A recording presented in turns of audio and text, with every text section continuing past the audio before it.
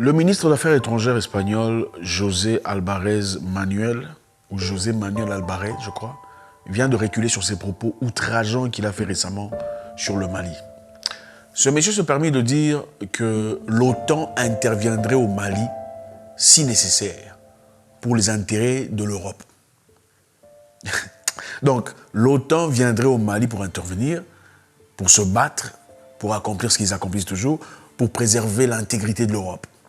Donc, c'est un peu pour dire, bon, voilà, apparemment, chez vous, il y a des terroristes. Comme il y a des terroristes chez vous, nous, on viendra chez vous faire la guerre aux terroristes pour préserver chez nous. Sans invitation, sans demande, sans quoi que ce soit. Vous voyez le niveau de condescendance, de paternalisme dont on parle. Il recule finalement sur ses propos outrageants, irrespectueux à l'égard d'un peuple souverain. De manière aussi forte, le ministre des Affaires étrangères malien, Abdoulaye Diop, vient d'interpeller l'ambassadeur espagnol pour explication. Donc, comment ça se fait que vous pouvez vous permettre de dire des choses comme ça? Donc, vous pensez que vous pouvez venir chez nous, faire ce que vous avez envie de faire la guerre aux terroristes, les terroristes qui clairement n'existaient pas avant l'intervention de l'OTAN en Libye. Les terroristes qui n'existaient pas avant l'intervention de l'OTAN en Libye. En Libye, vous vous souvenez, vous savez déjà, en Libye, on est parti sauver le peuple. L'OTAN est parti sauver le peuple de son leader. On va aller délivrer les Libyens de leur leader, Kadhafi. Et depuis lors, la Libye n'est plus la même. Depuis que l'OTAN a réagi en Libye, la Libye, vous savez exactement ce qui se passe. Beaucoup de gens souffrent. C'est la misère, la peine, la douleur. Un pays qui était prospère, où les jeunes se mariaient et recevaient 5 000 $ venant du gouvernement, où on ne payait pas de taxes. Il n'y a pas de taxes, aucune obligation de payer des taxes.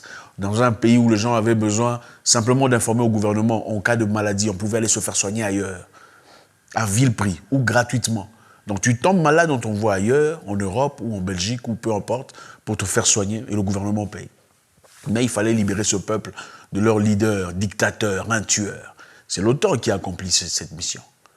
Maintenant, l'OTAN dit, à travers son ministre européen évidemment, qu'on n'exclut pas la possibilité d'aller au Mali pour aller attaquer les terroristes. Je pense qu'à un moment donné, il faut réfléchir, il faut se remettre en question. L'OTAN, en réalité, avait d'abord été créé quand? C'était en 1949, par les États-Unis, le Canada et d'autres pays européens, dans le but de protéger l'Europe ou l'hémisphère ouest contre les soviets. D'accord? On voulait protéger l'Occident des soviets. On a créé l'OTAN, et aussi suite à la Deuxième Guerre mondiale, on a créé l'OTAN pour protéger. C'était initialement une organisation défensive. L'objectif était de protéger les pays qui seraient attaqués par un autre pays qui ne fait pas partie de l'OTAN. Mais bizarrement, avec le temps, les choses ont changé. Ce n'était plus la défensive, c'est devenu l'offensive. On va aller libérer le peuple et leur apporter de la démocratie. C'est ça le serment qu'on reçoit, n'est-ce pas? On va aller libérer le peuple, leur apporter de la démocratie. Et cette démocratie, c'est ce qu'on a vu en Irak, une démocratie qui a placé le pays par terre depuis toutes ces années. Périple des terroristes et des tueries et des braquages. Cette démocratie apportée en Syrie, la même démocratie apportée en Libye. Maintenant, on veut apporter cette même démocratie au Mali. C'est de ça qu'il s'agit. Je pense qu'à un moment donné, il faut comprendre le monde dans lequel on vit, l'hypocrisie dans laquelle on vit. C'est-à-dire, si nos intérêts ne sont pas soutenus, on va venir vous libérer, on va vous apporter la démocratie. N'est-ce pas ça? Si on n'aime pas ce que vous faites, donc soudainement, si votre président cherche à soutenir l'intérêt du peuple, si votre nation se lève en unisson pour essayer d'aboutir à quelque chose, on veut vous apporter la démocratie. Quand le président est un voleur, c'est un dictateur, comme dans beaucoup de pays d'Afrique de l'Ouest ici qu'on connaît, personne ne vient apporter la démocratie. Quand il y a vraiment un sérieux besoin de démocratie, personne ne se présente. Mais quand c'est un pays qui essaie de s'unir, un pays qui essaie d'être fort comme le Mali, alors là on vient apporter la démocratie. Comme on a apporté la démocratie en Libye, la démocratie en Irak, la démocratie dans tous ces pays. La démocratie dans tous ces pays qui bizarrement ne s'associent pas aux grandes entreprises et au marchandage du capitalisme. Félicitations encore une fois au peuple malien.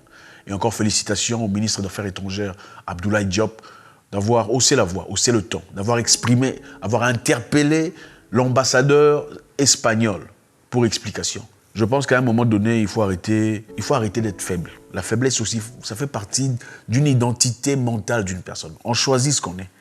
Le ministre malien d'Affaires étrangères dit « Je dois dire que nous avons convoqué, je le cite, Aujourd'hui, l'ambassadeur d'Espagne, au niveau du ministre des Affaires étrangères, pour élever une vive protestation par rapport aux propos de José Manuel Álvarez. Vous voyez un peu. Donc, un ministre africain qui interpelle un ambassadeur européen. Vous voyez le niveau de force. C'est de ça qu'on a besoin. Assurément, cette déclaration marquera un point de rupture dans les relations entre les deux pays si l'Espagne ne clarifie pas exactement les propos de son ministre Abdoulaye Diop. C'est ça l'importance d'être fort. Et la force ne commence pas par les armements. La force commence par une position mentale, une force intellectuelle et une unité nationale, comme un peuple malien, que j'apprécie avec beaucoup d'amour. Je pense qu'il est important de recadrer les gens. Vous savez, cette guerre qui se passe en Europe n'est pas seulement une guerre qui doit se passer en Europe. Stratégiquement, on peut vouloir exporter la guerre, transposer la guerre en Afrique. Vous vous rappelez, il n'y a pas très longtemps, aux États-Unis, on a voté à travers le Congrès une loi tactique contre la Russie, pour contrer les activités de la Russie en Afrique. On veut financer, envoyer des hommes pour commencer à travailler, c'est-à-dire contrer les œuvres de la Russie, sans autorisation. C'est un peu comme si on disait, bon, ok, désormais, c'est moi le chef de quartier, je veux contrôler quel genre de chien vous avez dans votre maison, quel chat vous avez. Bon, c'est chez les voisins, hein, mais nous, on va venir contrôler. Et il y a des gens qui disent que l'impérialisme est fini, l'esclavage est fini. Et si vous regardez méticuleusement, vous comprenez que toutes ces histoires ne sont pas finies. Ça a simplement changé de forme. L'esclavage n'est pas fini. On ne travaille plus dans les terrains de coton, de canne à sucre.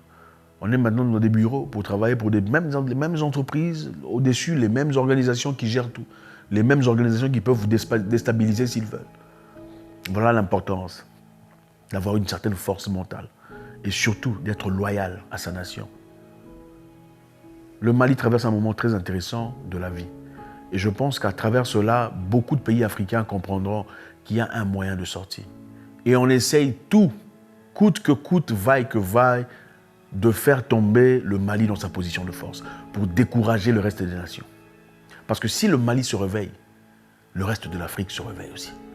Voilà pourquoi ceux qui sont au-dessus veulent protéger leurs intérêts en essayant de contrecarrer, de bloquer, d'apporter tout ce qui... Il y a quelques temps ici, il y a quelques heures d'ailleurs, on vient de lever les sanctions de la CEDEAO sur le Mali.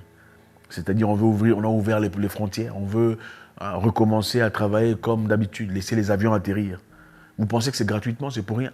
Non, ce n'est pas pour rien. C'est-à-dire qu'on essaie une stratégie que ça ne fonctionne pas, on fait quoi? On change de stratégie, n'est-ce pas? On essaie autre chose. Alors on voit que la force ne fonctionne pas. Puisque la force ne fonctionne pas, on va essayer la douceur. Mais aussi, il faut savoir que l'homme fait des erreurs. En disant que nous n'excluons pas l'intervention de l'OTAN au Mali. C'est-à-dire, c'est une histoire qu'ils ont déjà discutée. Ils ont eu le temps de parler. Ils viennent justement de ce sommet à Madrid où ils ont parlé. Ils ne se permettraient pas de sortir de ce genre d'histoire sans avoir discuté au préalable avec certaines personnes. C'est-à-dire que ça fait partie de leur plan. De déstabiliser les intérêts du Mali au profit des intérêts de ceux que vous connaissez. L'Afrique, pour eux, est censée être un lieu de consommation. Un lieu où toutes les populations sont là simplement pour travailler pour leurs intérêts, si pas travailler pour consommer leurs produits. Pourquoi ils ont levé les sanctions? Ils ont levé les sanctions, ce n'est pas par amour. Ce n'est pas parce qu'ils aiment le peuple malien. Absolument pas. Non, non, ne vous trompez pas, ce n'est pas parce qu'ils ont finalement réalisé qu'ils se trompaient. Ce n'est pas ça. Ça veut simplement dire qu'ils essaient de rétablir, réajuster leur tir. Premièrement, c'est parce qu'ils ont compris qu'en fermant les frontières, c'est difficile d'atteindre leur objectif. Deuxièmement, sur le plan économique, ils sont perdants. Okay? Le Mali, malgré les sanctions, aujourd'hui produit beaucoup de choses, beaucoup mieux que tous ces pays frontaliers, tous ces pays de la CEDEAO.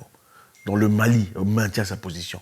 Troisièmement, vous savez combien le Sénégal souffre sur le plan économique par manque de transactions avec le Mali. Les ports qui sont fermés, on ne passe pas nécessairement fermés, mais il n'y a pas de circulation, pas d'échange de monnaie, pas de consommation.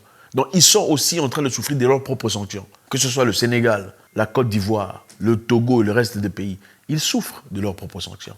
Voilà l'une des raisons pour lesquelles ils devraient lever leurs sanctions. Ils doivent aussi lever leurs sanctions parce que si le pays est calfeutré, si le Mali est renfermé, si le Mali n'a pas d'accès ou de sortie, ça devient difficile de pouvoir agir dans le Mali. ça devient difficile de placer des proxys, de placer des rebelles, des terroristes, ou d'agir militairement dans le Mali. Parce qu'à chaque fois qu'il y a entrée et sortie, on sait méticuleusement examiner qui est entré, qui est sorti. Mais quand on ouvre la frontière, ça devient plus facile à manipuler, ça devient plus facile à voir.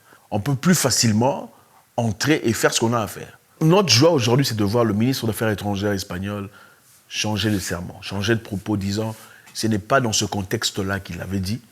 L'objectif n'était pas de dire que l'OTAN interviendrait au Mali, ce n'est pas ça, on a mal compris. Ça veut simplement dire qu'ils essaient de combattre le terrorisme qui se propage depuis cette partie de l'Afrique. Courage au peuple malien, vigilance totale. Continuez à faire ce que vous faites. Vous inspirez beaucoup de personnes, beaucoup parmi lesquelles une flamme est enfouie, une flamme est étouffée par manque de référence. God bless.